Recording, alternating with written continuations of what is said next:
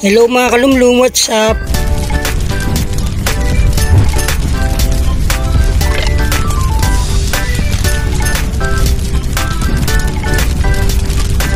Today ako nga pala ay magluluto at mayroon ako ditong pansit bato mga kalumlum. Wow! Ibinigay ito sa amin ni Ajel, yung aking pamangkin. Okay! May nagbigay daw sa kanya kasama niya sa work na taga Bicol din. Kaya salamat sa kanya, salamat sa ibinigay niyang pansit bato. Nanggaling pa ng Bicol ito mga kalumlum. Nice! Kaya ngayon, ito ang lulutuin ko. Ito mga kalumlum, squid balls. Ayan. At mayroon ding kikiam. Mayroon din oyster sauce, magic sarap mix. Yan ang mga gagamitin kong ingredients. Repolyo o cabbage. Ayan, may black pepper, pamintang durog. Tapos mayroon din ditong onion and garlic. At ito pa mga kalumlum, mga pampalasa, mga additional na pampalasa. Pati fish sauce, toyo, soy sauce. Kailangan rin ng asin at mantika. At inumpisaan ko nang hiwain ang repolyo mga kalumlum, ang cabbage. Oh, okay. Siyempre gulay, masustansya. You tell me, bakit nga ba? Masarap rin naman ang repolyo. Gusto ko nga yan sa mga may sabaw, sa nilaga. What? Maraming klase rin ng mga gulay ang ginagamitan ng repolyo. Paano masabi? At sumunod naman na aking in-slice ang squid balls. Yummy! Kahit na iprito lang ang squid balls, masarap din. Tapos samahan ng masarap, maanghang na sausawan. Yung halos umuusok na yung tenga. Tapos nabubundat na yung tiyang kainom ng tubig. Sa sobrang anghang ng gagawing sausawan. Yung isang pirasong squid balls, in-slice ko nga pala sa 4 para mas marami ang sahog ng gagawin ko na pansit bato. Then, in-slice ko naman itong kikiam. Kikiam, popular ito sa amin lalo na sa mga street food. Mura lang kasi at masarap ito kapag naiprito. Tapos ganun din, papartneran ng masarap maanghang na sausawan. In-slice ko nga pala itong kikiam sa 3. Mas maraming sahog, mas masarap ang pansit bato. Bago nga pala ako nag-slice ng mga sangkap na ito mga kalumlum, ay hinugasan ko ng mabuti, nilinisan ko ng mabuti ang aking hands, ang aking kamay.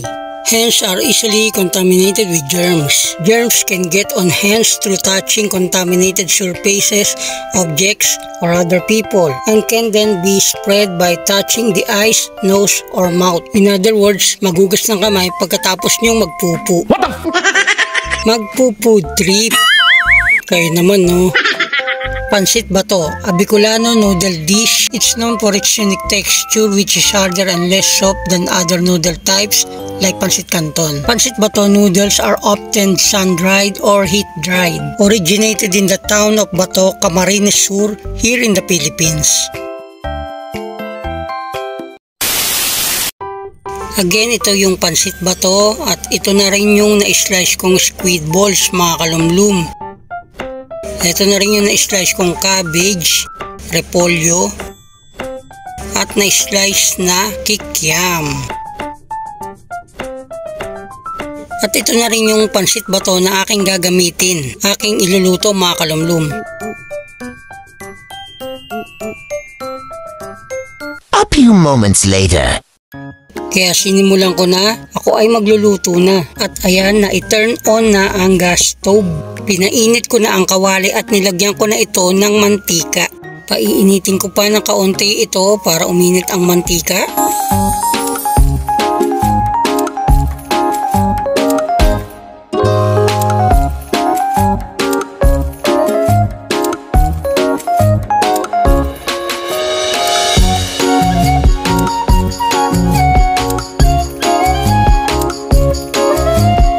Una kong lulutuin itong kikiam at ito ay aking ipiprito mga kalumlum.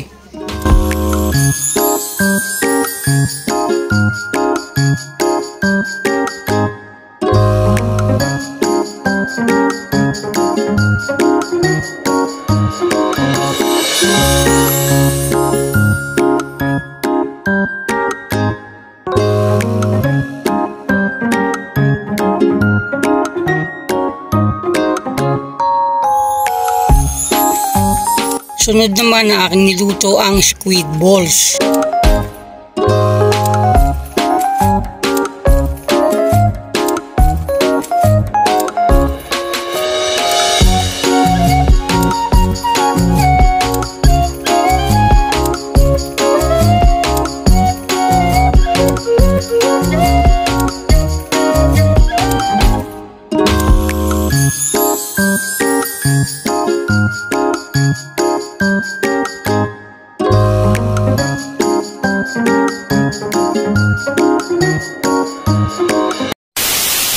Luto na ang mga ito, okay na ang squid balls at ang kikiam, pwede nang ihalo mamaya sa pansit bato. At naglagay ulit ako ng mantika sa kawali mga kalumlum. Pagsasabayin ko ng igisa itong sibuyas at bawang.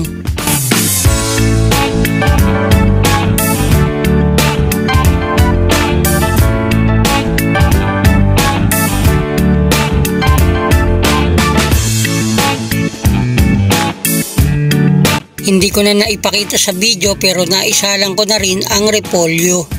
At ayan na nga, naisalang ko na rin ang kikiam at squid balls.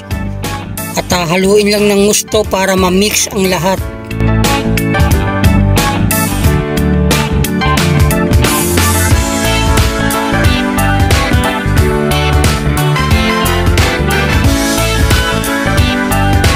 Then add some water, depende kahit gaano karami, kahit pa isang pitsil.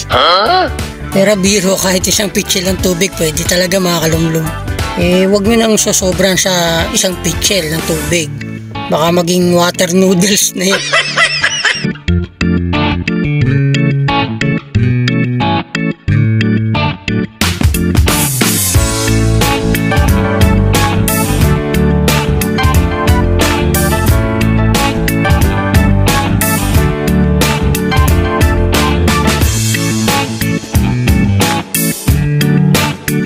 At ayan na mga kalumlum, hayaan lang muna itong uminit. Maglalagay na rin ako ng toyo pero hindi naman marami mga kalumlum. Tama lang para hindi gaanong maalat.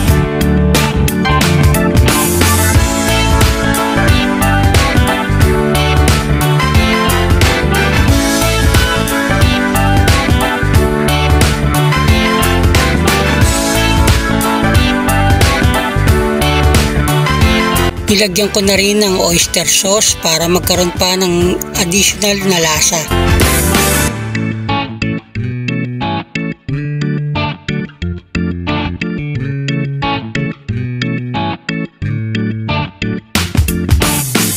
Kaunting patis na rin.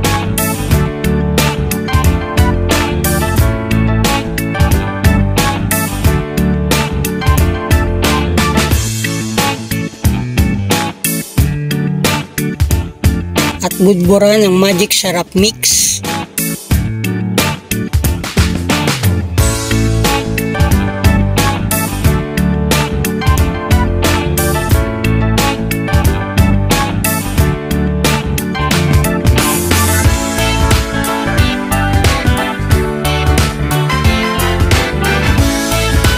Budburan na rin ng kaunting asin. Ayan mga kalumlum, kumukulo na. Pwede na nating ilagay itong pansit bato.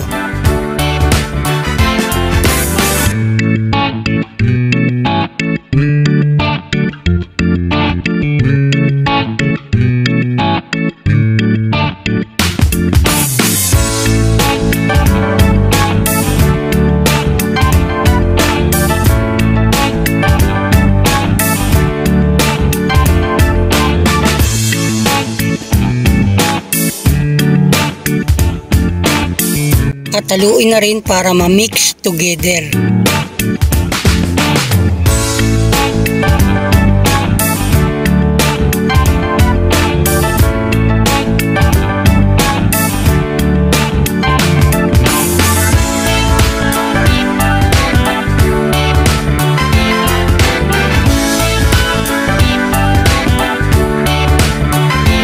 Disclaimer lang po, hindi po ako professional chef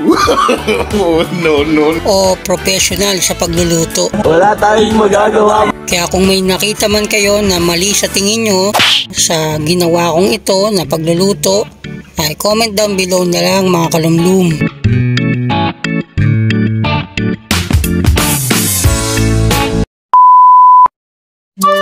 Sweeten your day with just one bite. Taste the artistry sprinkled with magic and baked with love. Let your taste buds be the judge with My Sweet Creations by Olin.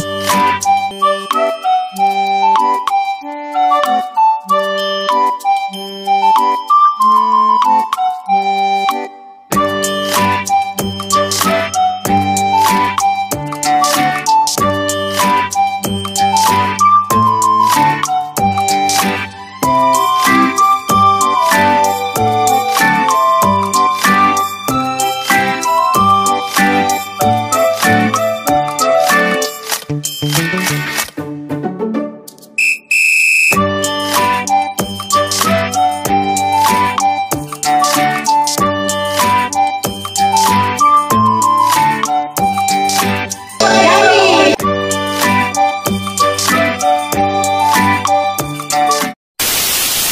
ito na mga kalumlum, ang niluto kong pansit bato. Ayan, nawala ang sabaw, natuyo. Oh no!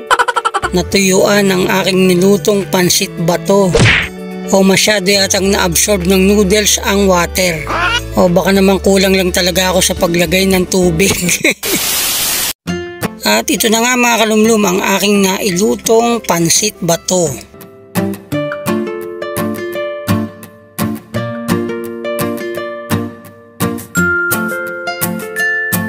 Ayan, hindi na siya nag-iisa, may katabi na siya. May katabing carbonara. Sana all. Later. At ayan nga ang pamangkin ko na si Yanis, titikman niya na ang niluto kong pansit bato.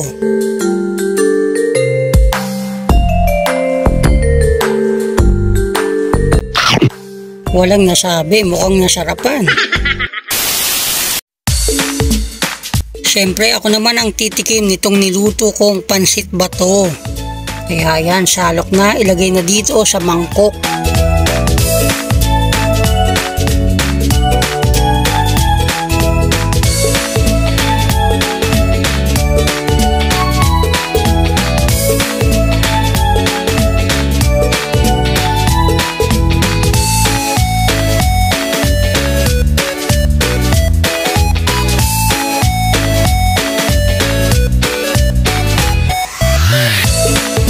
Tara, kain tayo mga kalumlum.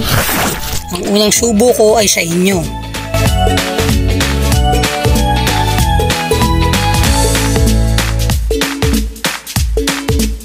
Ang pangalawang subo ko ay sa akin kasi gutom na ako eh.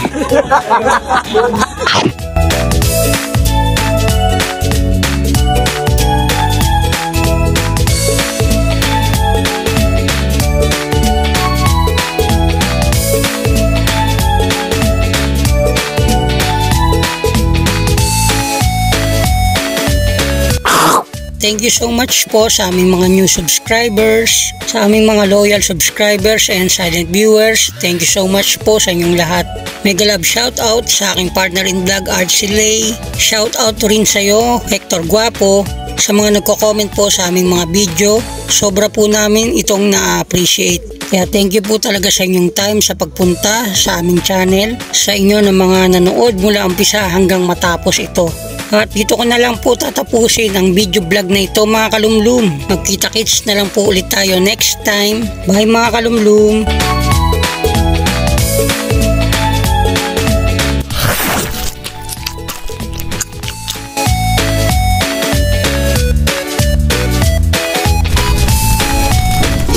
Welcome to our channel.